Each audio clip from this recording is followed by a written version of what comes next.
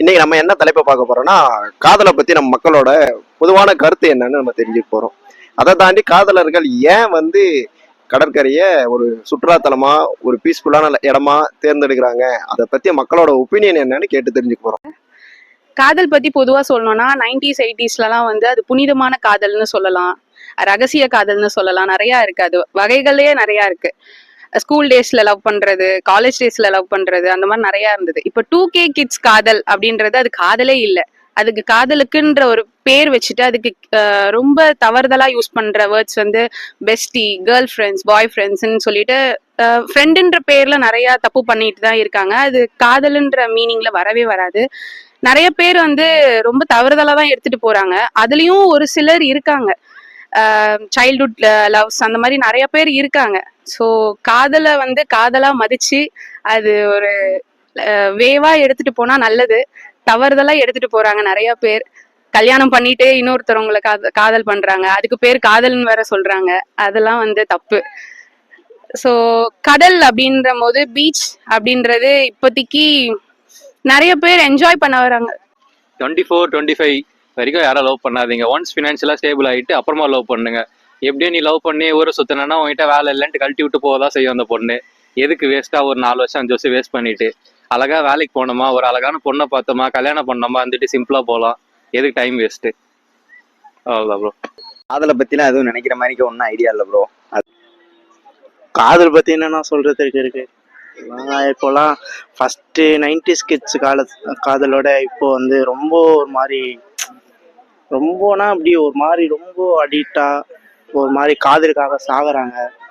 அதெல்லாம் வேண்டான்னு நினைக்கிறேன். ஏன்னா மற்றவங்களுக்காக சாகிறதோட உங்களுக்காக நீங்கள் எதுனா உங்கள் லைஃப்பில் இன்ட்ரெஸ்டாகவோ இல்லை எக்ஸ்பீரியன்ஸாகவோ இல்லை த்ரில்லிங்காகவோ அந்த மாதிரி நீங்கள் பண்ணி அந்த மாதிரி நீங்கள் இருந்தீங்கன்னா உங்களுக்கு ஒரு ஃப்யூச்சரோ இல்லை இந்த மாதிரி ஒரு பேர் அந்த மாதிரி எதனா கிடைக்கும். நீங்கள் மற்றவங்களுக்காக செத்து சாவறதோட நமக்காக சாவறது என் ஒப்பீனியன். லவ்வை பற்றி நான் என்ன சொல்கிறது, லவ் எனக்கு எதுவும் வரல. இருந்தாலும் நல்லது தானே லவ் பண்ணுறது, வேற என்னென்ன சொல்லணும். அதாவது காதல்னா என்னங்கிறத என்னோட நல்லா காதல் பண்ணுற என்னோட நண்பன் அபிஜித் சொல்லுவான். கொண்டா ஃபஸ்ட்டு காதல் நல்லா இருக்கும், அதை ரசிக்கணும். வீட்டில் சண்டை போடுறாங்கன்னா காதல் பண்ணக்கூடாது, காதலை விட்டு போகக்கூடாது. சரியா? முடியாது. சில பேர் காதல் பண்ணுறன்ற பேரில் அது இதுன்னு கசமுசான்னு பண்ணிட்டு போயிடுறான். சில பேர் உண்மையாக காதலிக்கிறோன்னு இருக்கிறான். இப்போது ரெண்டுத்துலேயும் கம்பேரிசன் அப்படிலாம் எனக்கு எதுவும் தோணலை. ட்ரூவாக பண்ணுங்க, அவ்வளோதான். பீச்சை ஏன் காதலர்கள் சூஸ் பண்ணுறாங்கன்னா, ஓயோவில் வந்துட்டு இப்போ வந்துட்டு மேரேஜ் பண்ணியிருந்தா தான் உள்ள அலோடுன்னு சொல்லியிருப்பாங்க போல இருக்கு. அதனால பீச்சை சூஸ் பண்ணுறாங்க. அதுக்கு முன்னாடி ஏன் சூஸ் பண்ணாங்கன்னா காசு கொடுக்க முடியலன்னு சூஸ் பண்ணாங்க, அவ்வளோதான். காதலர்கள் வந்து நிறைய டைம் வந்து பீச்சை வந்து சாய்ஸ் பண்ணுவாங்க. எதுக்கு வந்துன்னு பாத்தீங்கன்னா, பேரண்ட்ஸ்க்கு தெரியாம லவ் பண்ணலாம் அப்படின்னு சொல்லிட்டு குட்டி குட்டிய கடைக்கு பின்னாடி ஒளிஞ்சிட்டு லவ் பண்ணுவாங்க, சுண்டல் சாப்பிட்டுட்டு லவ் பண்ணுவாங்க. ஸோ 90sலாம் பாத்தீங்கன்னா ரொம்ப அது நல்லா இருந்தது பாக்குறதுக்கு. ஏன்னா அங்க வந்து பேசுறதுக்குன்னே வந்து கொஞ்ச நேரம் கிடைக்காதா அப்படின்னு சொல்லிட்டு அந்த லெட்டர்ல எல்லாம் எழுதுற காதல் வந்து நிறைய இருக்கு. ஸோ அதுக்காக நிறைய பேர் வந்து பீச்சை வந்து சாய்ஸ் பண்ணுவாங்க. ஸோ எந்த ஒரு சண்டைனாலும் பீச்சுக்கு வந்து இருக்கும் போது கொஞ்சம் பீஸ்ஃபுல்லா இருக்கும், நம்மளுக்கு ஜாலியா இருக்கும், என்ஜாய் பண்ணலாம். அந்த கடலை ரசிக்கும் போது அந்த அலை வந்து நம்ம காலில் படும் போது அது ஒரு நல்ல ஒரு ஃபீல் நம்மளுக்கு கொடுக்கும். இப்போ வந்து கிட்ஸ்ல இருந்து நிறைய பேர் வராங்க. ஸோ விளையாடுறதுக்கு அந்த மண்ணில் நடக்கும் போது நம்மளுக்கு வர அந்த ஒரு ஃபீல், அதுல அந்த கிளைமேட் எல்லாமே நல்லா இருக்கு. ஸோ நிறைய இதுக்காக தான் வந்து காதலர்கள் வந்து கடலை வந்து சாய்ஸ் பண்ணுவாங்க. பார்க்கு, தேட்ரு அந்த மாதிரி இடத்துக்குலாம் போனால் நிறைய செலவாகும். இங்கேன்னு வந்தால் ஒரு 10 ரூபா டீ, 10 ரூபா மாங்காயில் முடிஞ்சிடும்ல, அதுக்காக தான். இப்போ உண்மையான காதல் எப்படின்னா வந்து இப்போ அவங்க கூட நம்ம டைம் ஸ்பெண்ட் பண்ணணும், அவங்க கூடயே இருக்கணும், அவங்க கூடயே வாழணும் அப்படின்னு நினைப்பாங்க.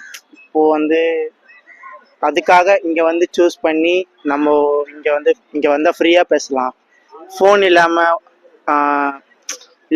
ஒரு ஐ கான்டாக்ட் வச்சு இல்லை ஒரு நார்மலாக ஃபேஸ் டு ஃபேஸ் பேசும்போது நமக்கு ஒரு கான்ஃபிடென்ட் லெவல் வரும்.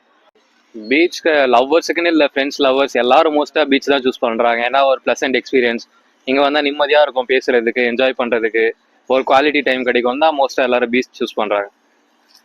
என்கிட்ட இதே கேள்வி காதலை பத்தி கேட்டிருந்தா என்னோட ஒப்பீனியன் என்னன்னா, காதலுக்கு வந்து வயது வரம்பு இல்லை. அதை தாண்டி காதல் எப்போ வரும்னு சொல்ல முடியாதுங்க. காதல் ஃபிராக்சர் ஆஃப் செகண்ட்ல மலரக்கூடியது தான். காதலை வந்து கெட்டதுன்னு சொல்றதுக்கு வாய்ப்பே கிடையாதுங்க. காதல் நல்லது. அதை வந்து சரியான முறையோட நம்ம பயன்படுத்தணுன்றது தான் இங்க முக்கியமான ஒரு விஷயமே.